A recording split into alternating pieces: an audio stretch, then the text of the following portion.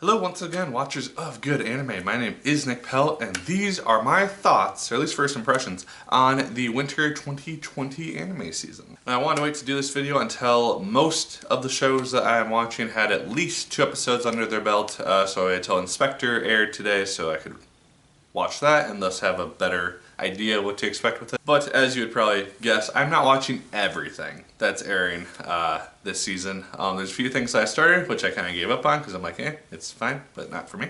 And then there's some sequel shows like Scientific Railgun that I haven't seen like any of the shows previous to that, so I don't feel like I can really watch it.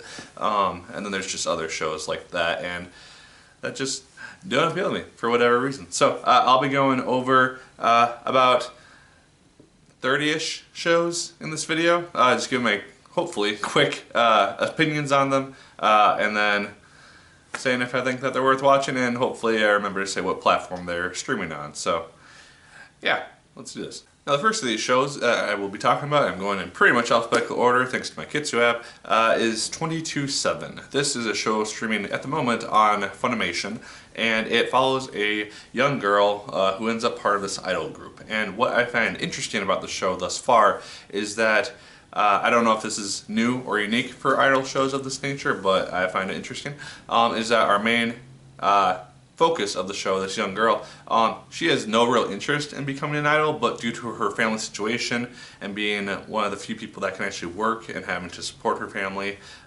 she comes into financial troubles and has little to no choice but to join this idol group to basically make ends meet. And so I'm assuming as it goes on, she will grow closer to her comrades and end up enjoying it more than she expected. That's my guess. But yeah, thus far, it's interesting enough. I like it more than I thought I would, and so yeah, it's an idol show.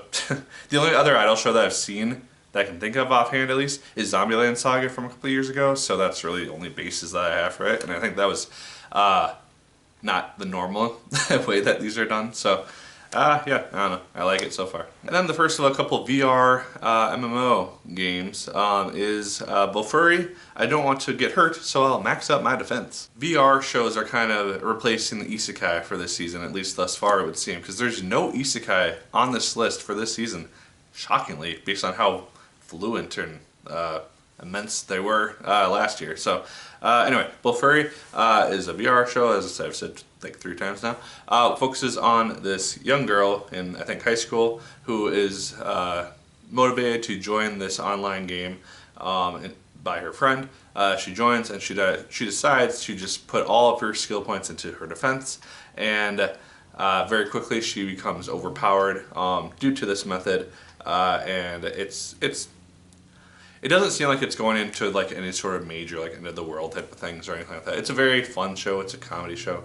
The characters are all generally pretty entertaining to see, and it's kind of fun to see this new girl just kind of, who doesn't necessarily know a lot of what she's doing, just basically be able to take down these more experienced and veteran players just because of how high her defense is and how kind of much her cheating moves are. Because she has this like 3-headed Hydra who can just shoot poison at everybody, which just kills them pretty quickly.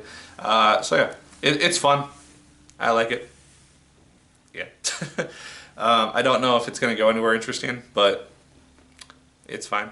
Next show is one that wasn't really what I expected it to be, and that is A Destructive God Sits Next to Me. I can't say that. I think just based on the title, I thought that it was actually going to be that. Like a high school kid finds that like his classmate is actually like a god of destruction of some sort, and I thought that'd be cool as a premise. No, it's another show in the vein of kind of like Outburst Streamer Boys from last season, and Love Chernobyl and other delusions, where you have a kid in a class who has this kind of warped reality where he's like this person from the past who has these dark magical powers, and kind of just a big role-playing type of show.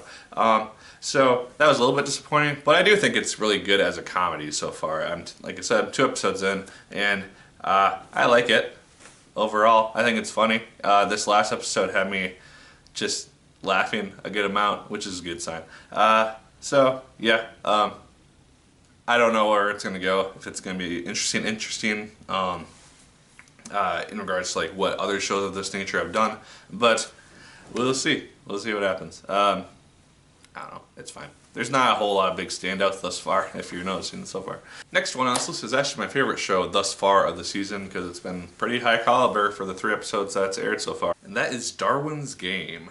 This is a show which will eventually come to Crunchyroll in like February, so for some reason. But Funimation has it exclusively thus far, so that's where I've been watching it.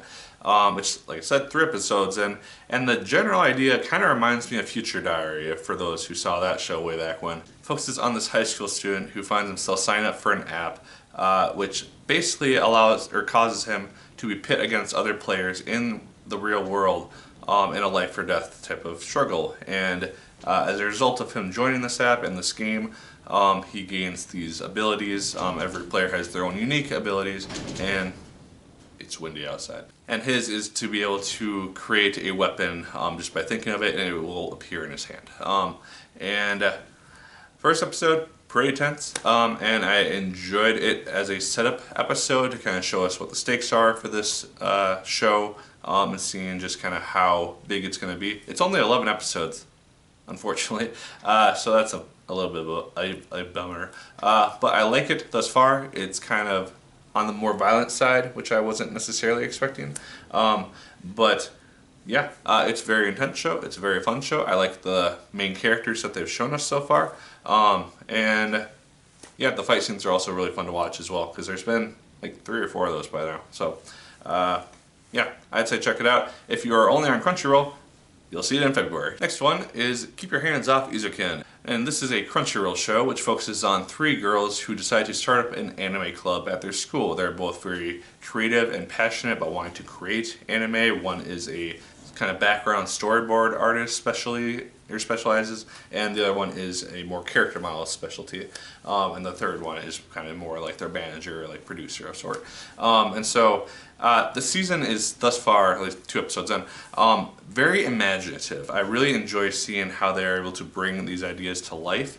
And because the first half of the show usually focuses on the kind of real world setup stuff, and then when they come up with an idea and they just kind of combine their ideas, and you see the actual concepts play out in their imagination. And so it's a very visually cool show. It's from the director, I believe, of Devilman Crybaby, the new one from like 2 years ago. And so it has that same art style, which I really, really like seeing. It's very cool. And so, yeah, I don't think it has any major stakes thus far, but it's a very visually pleasing show, and one which I was instantly drawn to, and it was my favorite show before Darwin's Game aired. And so, yeah, I would definitely say check this out if you have interest in it, because I think it's worth your time, and it's really good. Hatena Illusion is another Funimation exclusive thus far, which focuses on this family of magic users, I guess, who are able to create these artifacts, and one scarf-esque artifact is kind of the main one that the show focuses on. The main star is this young girl named Hatena, whose mother has mysteriously vanished, and her father, a magician, is off on like a business trip or something. So at least with these first 2 episodes, it focuses on her childhood friend returning, ended up living in her home with her, and they both, I'm assuming, eventually try to track down her mother and save the day with magical exploits and things of that sort. It's basically a romantic comedy of sorts, it would seem, because there's a lot of those elements within the show itself with some magic-y stuff thrown in. It's charming enough. I'm enjoying it thus far. It's not doing anything to not make me watch it, so that's good. So, I don't know. It's good. I don't know if it's going to do anything amazing or be on my top 10 of winter, but I'd say check it out if you're interested, because it's pleasing enough. It's a good rom-com for the season. The Case Files of Julia Richard is a show which is on Crunchyroll, which focuses on 2 grown men, one of whom is a very good jeweler, whose name is Richard. And a lot of the show, at least with these first episodes, focuses on individual cases where somebody brings in a rare jewel or item or something for him to evaluate, and then there's a small mystery surrounding that item. And so it's something that I haven't seen before in an anime, which is always a very appealing thing. As we'll get farther down this list, you'll see that with at least one more show that I'm thinking of. And so it has me interested, and I like learning about new aspects of like how jewels are rated and how they're decided on their value and everything. And so it's a charming enough show, and I like the two main leads thus far. And so yeah, it's fun. ID Invaded is kind of one of two Inception-y shows this season, ironically enough. The show focuses on this guy who is in jail or prison or something at the moment due to the death of his wife and his child. I don't remember what the actual crime that he committed to cause him to get in prison is, but his wife and kid are killed in a vicious murder. And the overall theme of the show seems to be him trying to track down that killer, and while he's doing that, he's also trying to solve these other crimes based on vicious criminals. And it's an interesting enough show because it has a very unique concept and a very unique way of doing what it's doing.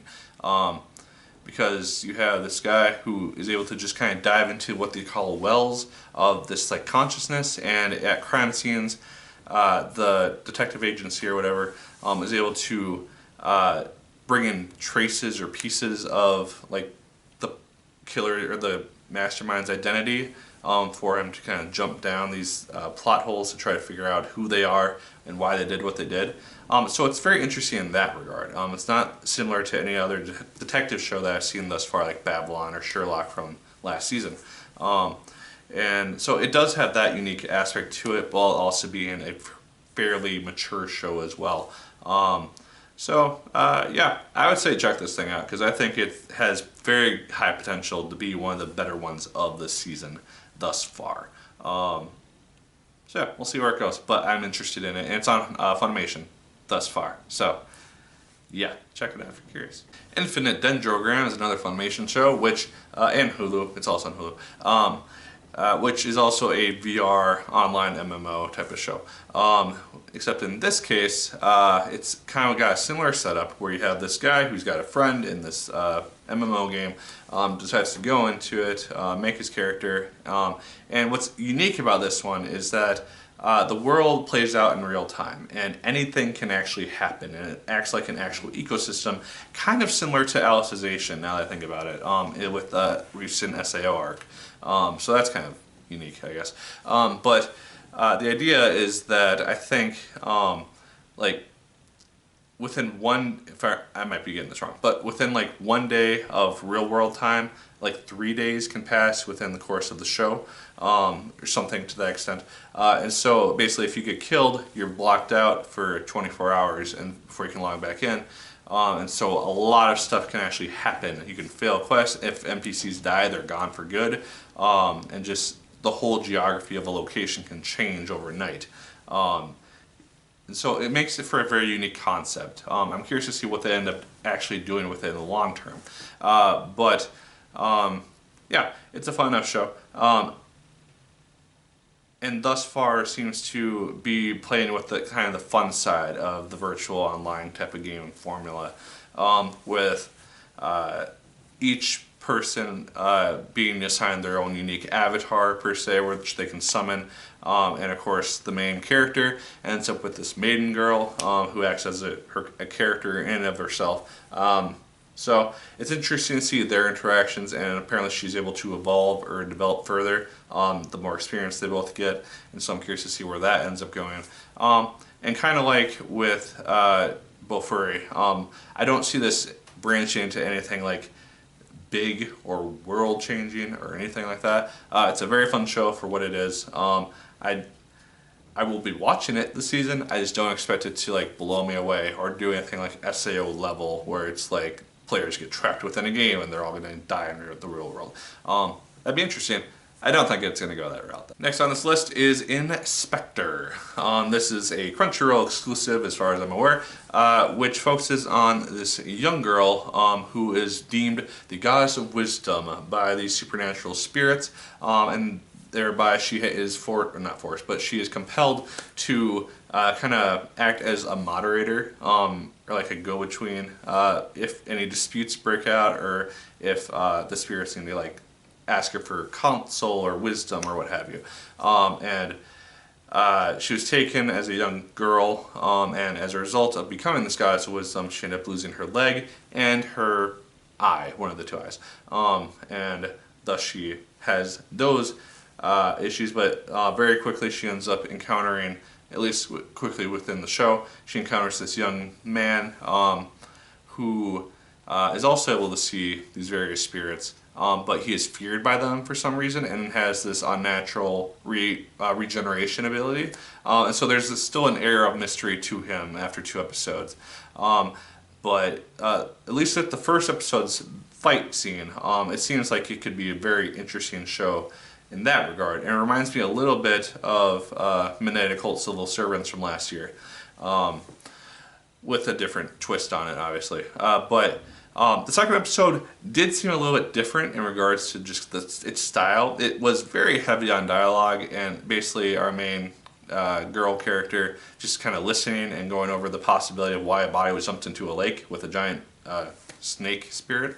And so it didn't do exactly what I was expecting it to do with the second episode, and kind of lost me a little bit. But I'm still going to watch it because I think it has immense potential, and I've been very excited ever since seeing like the first trailer for this thing.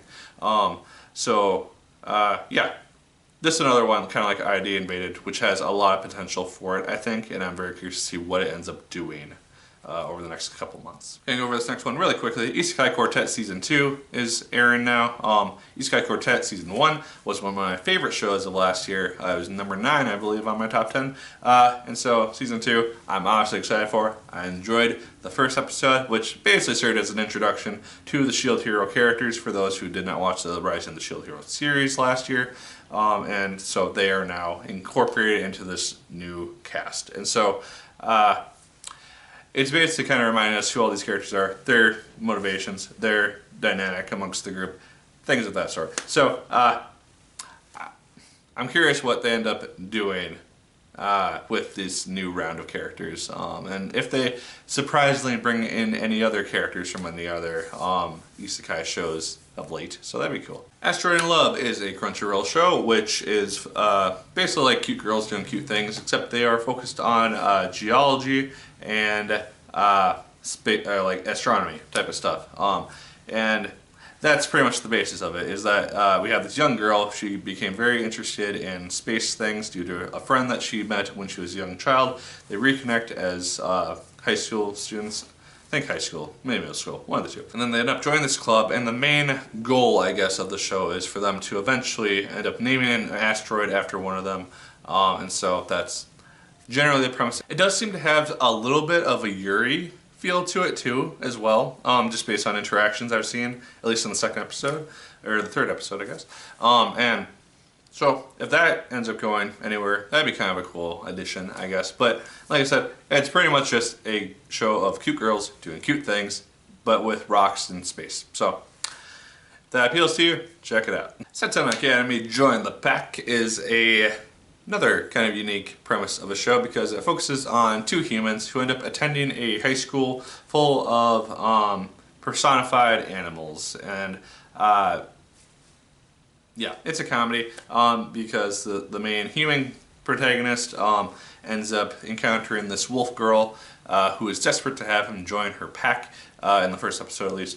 And as you expect, over the course of the episode, they end up joining together to some extent, and it just kind of goes from there. It doesn't have any major earth-shattering things. It's just kind of a fun show of, I guess in this case, cute animals doing cute things.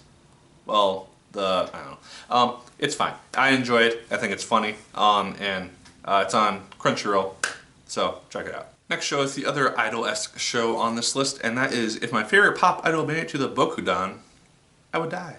What makes this show stand out for me is that instead of focusing solely on the idol group, it focuses on one of their diehard fans. This middle-aged woman who 2 years prior just felt a connection to one of the idol performers and became her biggest fan. And so the show kind of bounces back and forth between that idol performer and this fan of hers. And it's interesting enough in its premise because the main idol girl, which has the focus, is not super popular amongst fans of the group. And so seeing this performer be very humbled and excited to see this fan continually show up makes for a fun dilemma and fun dynamic. And so I'm curious what more they will do, just kind of playing off of this whole like pop star versus fan dynamic, or if they'll actually end up meeting up and becoming genuine friends. I think that'd be an interesting thing to take with the show. So yeah, I don't know. It's fun enough. I don't really expect it to do amazing things for me, but it's another idol show, which I didn't think I'd be super interested in, and I watched the first episode, I'm like, yeah, alright, I'll watch it. Pet on Amazon is actually the other Inception-y show, which is airing this season. And it's kind of still confusing for me a little bit, because it focuses on two guys within this organization who are able to jump into people's minds, and in the concept of the show, everyone has kind of a peak or like their favorite memory, and then their valley, which is like their deepest, darkest thoughts and things which haunt them. And if you're able to kind of crush somebody within the course of those memories, or change it to some vast extent, you can manipulate the person and change their memories and the core of their personality. And so the first episode kind of focuses on that event happening, with the first episode actually focusing not on our two main characters, supposedly, and instead on the guy who ends up being having to have his memory changed due to seeing something that he was not supposed to. And so it's an interesting enough concept. Like I said, I'm very curious to see where it goes. It's what's new? 13 episodes this season, so it has a lot of room to do things, which I'm curious about. So yeah, if you have Amazon Video, it's the only Amazon show. Plunderer is a Funimation show which focuses on this world where everyone is assigned a number which appears somewhere on the course of their body, and each number basically designates their rank. People with higher numbers have higher rank and control over people. And each number is manipulated by a different action. It could be walking a certain miles, and that number is recorded on you, or it could be the number of times someone's been rejected by a woman. It can be a number of things, and it's unique to each person. And so our main character of the show is a young girl who saw her mother be basically dragged into the ground by dark spirits, more or less, and so she was tasked with the last words of her mother with finding the ace, or the legendary ace. And so she spends a large portion of her life wandering the world trying to find this person, and of course she ends up running into him by the end of the first episode.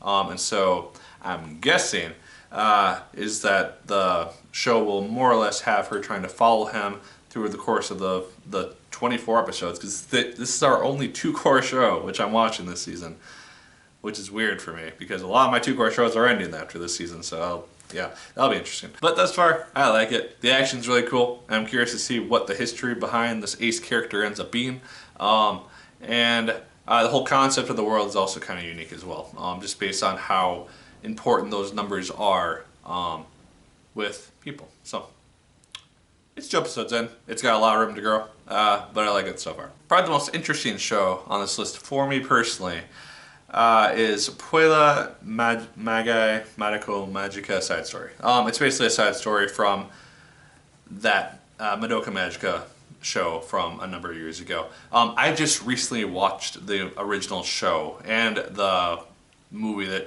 basically acts as a sequel to it within like the last couple weeks, because I saw that this show is going to air. I wanted to watch it because I've heard fantastic things about the original.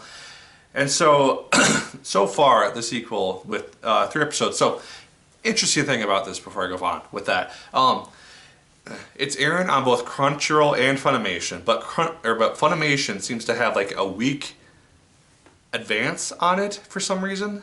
So like episode 3 of this show aired today, on Saturday. And instead, Crunchyroll aired the second episode. And so they're like a week behind for some reason. So if you want to watch the most up-to-date version, watch it on Funimation, unless Crunchyroll catches up at some point. But I just find that kind of interesting. For like, I understand like with Darwin's Game, like Crunchyroll's going to get it in February, and I'm assuming they'll get all the episodes right then, and it'll be just caught up at that point. But it's kind of weird to have like a week delay on this show for me. I don't know, it's weird. But thus far, it's not nearly as dark as Madoka Magica was. And my biggest question, if you know, don't tell me because I don't want to spoil. But I'm very curious to see kind of when this show is set, because based on the end of the 3rd episode, I have reason to think that it's a prequel series to the original show. But based on how the movie ended with the whole reality changing thing, I have also reason to think that it could be set as a sequel based on a character that shows up. So I have no idea, but it's not nearly as dark as the first one so far, at least. So I'm curious to see where it goes in that realm. But I do enjoy it, and with how much I found myself enjoying Madoka Magica by the end, and with the movie just being freaking cool, I'm curious to see how much of that lore and characters are implemented in the show and where it ends up going after this first initial arc is now pretty much finished. So yeah, it's another quick one. ReZero is having its 2nd season in the spring, so as a result, Crunchyroll is airing its director's cut of the show. So it's basically putting 2 of the original episodes together over the course of 12 episodes to basically allow people to fast track through it while putting in, I guess, some additional footage. I watched the original ReZero about a year ago so I could actually watch Isekai Quartet initially, and so it acts as a nice refresher. I don't remember what any of the extra scenes are because I don't remember what the original scenes were, but it's acting, like I said, as a nice refresher. It's a show that I don't necessarily need to keep immense attention to, and I usually just watch it as I'm walking on the treadmill. So yeah, I know what to expect with it, but I'd be very curious to see if by the finale it actually drops some hints as to what we should be expecting with the sequel season. So yeah, if you haven't seen ReZero, now is a good time to watch it. Next one's actually one of my more disappointing shows, and that's Room Camp. I watched Laid Back Camp, again, kind of in the same vein as Hanako-kun Magica, because I knew that this was coming out. And it's basically a very short show. It's like another 3 or 4 minute show, and so it just kind of has a very short, concise plot or event which happens, which deals with the main 3 members of the club that they had in school. And so it's charming enough, but I actually thought it was going to be like a full-fledged show as a sequel of sorts, so I don't know. It's fine, but it's not really what I was hoping that would be. And so it just makes me eagerly wait for the actual 2nd season later this year. Maybe? I don't know. I hope. Science fell in love, so I tried to prove it. That is a Crunchyroll show, which kind of bugs me, but I also enjoy it because I think it's funny at the same time, in that it focuses on these 2 scientists working at this university. One of them ends up confessing her love for the male scientist, and so them being very data-based, I guess you could say. They have to somehow prove with science that they are in love with each other, and so it gets a little bit annoying in that aspect, and it throws a lot of science stuff at you and having to read subtitles with that stuff. A lot of it just goes over my head, so there's that, which kind of bugs me. But at the same time, when they're performing these experiments and going over the top with it, it is pretty charming, and the commentary on these not background characters but the more side characters is also kind of funny to see, because they're more like normal per se, in that they know how actual relationships work, and that you can't really define love in a scientific manner.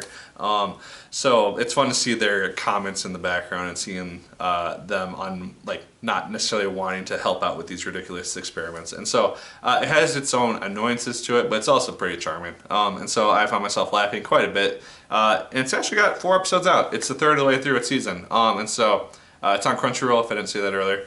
So if it appeals to you, check it out, or at least watch the first episode too. Smile Down the Runway is a Funimation show, and is the other show that I wasn't really thinking I was gonna get a lot of enjoyment out of, and then I watched it and it's like, oh fuck, this is great. The show focuses on a young girl whose father owns a fashion model company, if that's the proper term, or modeling agency, I guess you could say. And she is desperate to become a runway model at Paris Fashion Week, which is a thing, I guess. She's wanted this goal for a while, but she's on the shorter side height-wise, and so no one wants to hire her. But she's very determined and desperate, so she's been attempting to audition for her company, her father's company, for many, many years, and eventually, throughout the course of the first episode, ends up being hired. And part of that is due to this young boy that she meets at her school, who is someone who wants to be a fashion designer. So he's very talented in making clothes and dresses and things of that sort. And it's through his design for this girl that she is able to get this job as a model. And for a subject that I had very, very little interest or knowledge on, I am actually very compelled by the show, at least with these first episodes that I've seen, in that it makes the things which are happening very interesting, and it seems, at least thus far, to be taking a very real world and harsh look at the modeling world, in that they aspire to certain body structures, I guess you could say, without thinking of the other word. They're very harsh with criticism, and it's a very much, you have to know what you're doing and be able to do it perfectly and flawlessly, otherwise you're going to get fired instantly.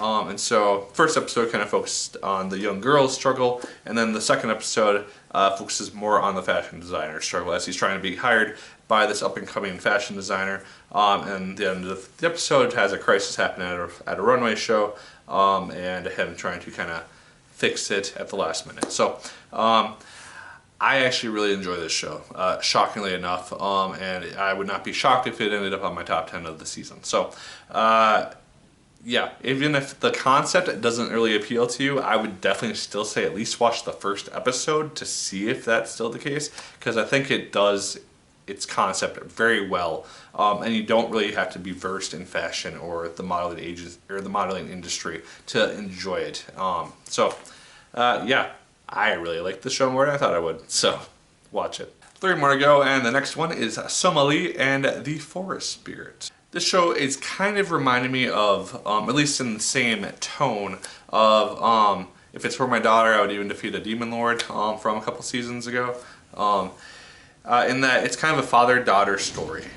This golem, who is the spirit of this forest and the protector of it, ends up running into this young human girl in his forest. And in this world, humans eventually came across this world of like monsters and mythical creatures and stuff, and humans being humans, they decided that, oh hey, you look weird, let's kill you and try to take your land. So yeah, and so as a result, humans got pretty much wiped out, and any of the remaining ones are in slavery. And so this young girl is a runaway, and ends up being taken in by this golem. And so the main concept of the show thus far is him trying to walk around the world, her looking like a Minotaur child in order to protect her identity, and him trying to find her parents, or at least somewhere that she can be kept safe, because his time is slowly running out. And so it's a very touching show. I like it. It's very cute.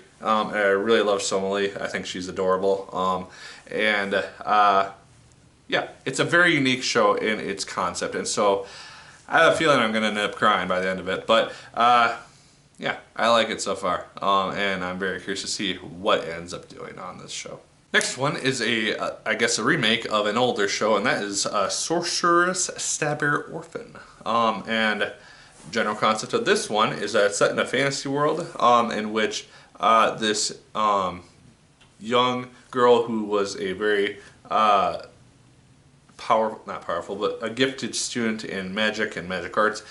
She ends up botching a ritual one day and ends up transforming into a dragon. And so 5 years later, main focus of the show is on this young man named Orphen, who is also a gifted magician or magic user, and him basically trying to track her down and find a way to reverse her transformation. He is up against enemies at his old school or academy, which they both attended, and other obstacles in his path. I have not seen the original show. I knew nothing about it before watching this new one, and so I don't know what to expect with this, but it looks pretty good. And I actually like that a lot of the character models look very much like 90s character models. I think it's a nice tribute to the show and it doesn't really bug me that much compared to other people, supposedly. So, yeah, I don't know. Sorceress, Stabber, Orphen, it's fun.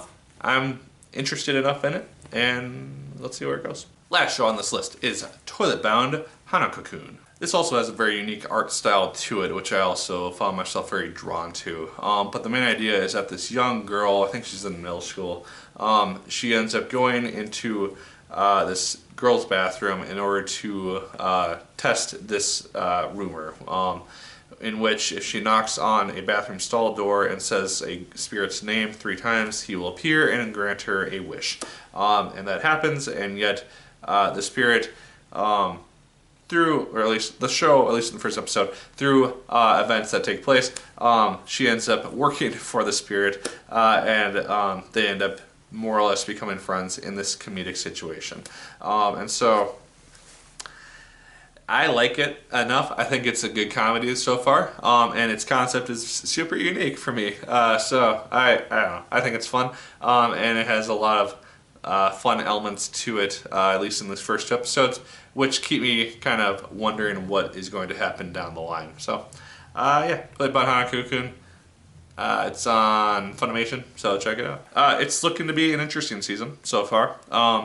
Couple sequel shows, a lot of original stuff, a lot of Funimation exclusive stuff for some reason. So, but yeah, not a ton of stuff that really stands out to me thus far. A couple of highlights. Darwin's Game is pretty good.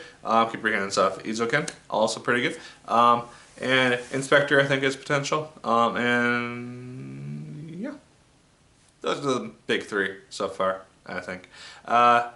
And Smiled on the Runway, that's also really good. So, yeah, those are my thoughts on at least my first impressions of the winter 2020 anime season. Let me know your favorites and what you are looking forward to continuing to watch in the comments down below. I'd love to hear what your favorites are thus far of the 2020 anime season. And if you're looking ahead, what are some of the spring ones that you're looking forward to, which I should make sure to keep my eye on. There's a few sequels shows that I'm going to be watching for sure, like ReZero, Fruits Basket, and High School Romantic Comedy Snafu.